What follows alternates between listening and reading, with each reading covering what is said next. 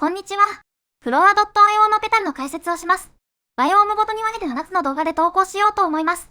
今回はパート1だからガーデンのペタルの解説をします。あと、解説するときのペタルのステータスはミシックです。じゃあ早速解説していきます。まずはアンテナです。アンテナを装備すると視界範囲が上昇します。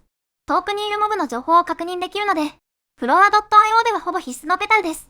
ただモブと直接戦っているときはセカンダリに入れておくのがいいと思います。あとスタックはしないので2つ以上つける意味はありません。2つ目はダンデライオン、タンポポです。当てた敵の回復量を20秒間 20% 減らします。基本的にスターフィッシュか PVP で使います。この効果をスタックします。これを当ててスターフィッシュの回復量を 0% にすると、永遠に追いかけてきます。3つ目はファスターです。1つ当たり回転速度を1.5ラジアンマイルを加速させます。ペタルの枠が余って何を入れたらいいかわからないときは、ファスターを入れるといいと思います。4つ目はヘリーです。かなり重いので他のモブを押し出すのに使えます。重すぎてペタルの回転速度が低下します。リトルとかリーフバグとかの能動性のモブに効果的です。アリノスで使うのはやめた方がいいです。事故って死ぬし他の人からも嫌われます。5つ目はハニーです。ハニーは設置するタイプのペタルで、設置するとそのペタルの一つかのレアリティまでのモブを引き寄せます。これはバルブなどで引き寄せたモブのヘイトも上書きして引き寄せます。ウルトラだと少し使えますが基本的に使う場面はありません。スーパーだとウルトラ引き寄せられるのかな？でもやっぱり耐久もあまり多いわけじゃないので使えないと思います。6つ目はリーフです。攻撃もしつつ回復もできる万能ペタルです。体力を毎秒243回復します。これを味方の召喚したモブに与えて回復することもできます。地味に火力も出るのでシンプルに強いです。7つ目はライトです。アンユージュアル以上は2つ、エピック以上は3つ、ミシック以上は5個に分裂してるペタルです。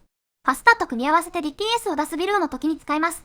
余談ですが昔のフロア .io ではトリプレットとファスターを使ったビルドは最強ビルドの一つでした。次はホーネットからドロップする2つ目のペタル、ミサイルです。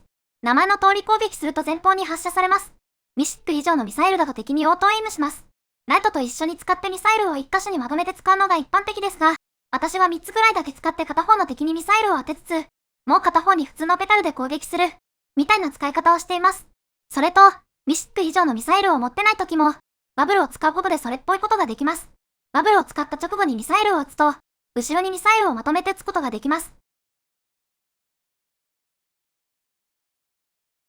次もホーネットからドロップするペタル、オレンジです。オレンジは3つに分かれて三角形になるような形のペタルです。リーチが長いのでサードアイがないときは意外と重宝します。ウルトラのオレンジはトリンナーよりも強いです。10個目はティーズです。ティーズは攻撃すると4つに分割して周りに攻撃するペタルです。昔の全方向から敵が来る頃なら使えましたが、現環境だとほぼ使えません。11個目はコールン、花粉です。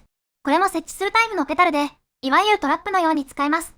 基本的に攻撃には使えないので逃げるときか、リトルやリーフバグなどの能動型のモブと戦うときに使えます。12個目はロックです。ケリーよりも性能が安定しているペタルです。これは耐久力があって普通に強いので結構万能に使えます。モブのロックも借りやすいので初心者の時は、ロックのミシックを手に入れるのを目標にしても良いと思います。13個目はローズです。特に言うこともない普通の回復ペタルです。リーフとは逆に味方に上げて味方を回復させることができます。破壊されると回復できないのでミサイルとかで遠くから攻撃するときは使えそうですね。私はあんまり使わないのでわかりません。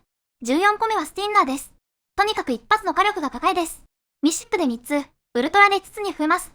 だから一般的にミシックはトリンナー、ウルトラはティンナーやクインナーと言われます。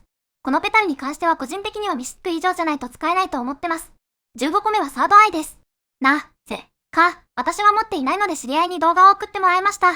サードアイはミシック以上のレアリティしか存在しないペタルで、ペタルの広がる範囲を広げるペタルです。装備すると額にサードアイがつきます。ケリーやフタスなどの本来広がらないペタルも広がるようになります。16個目はウェブです。ウェブもトラップのように使って、その上に乗ったモブの武器を送らせます。このペタルもビットルやリーフバグのような能動型のモブに対して効果的です。ただ塞いでしまったのでウルトラにはあまり効きません。正直にシックが1枚でもあればそれで十分です。と、今回はこんな感じでガーデンのペタルの解説をしました。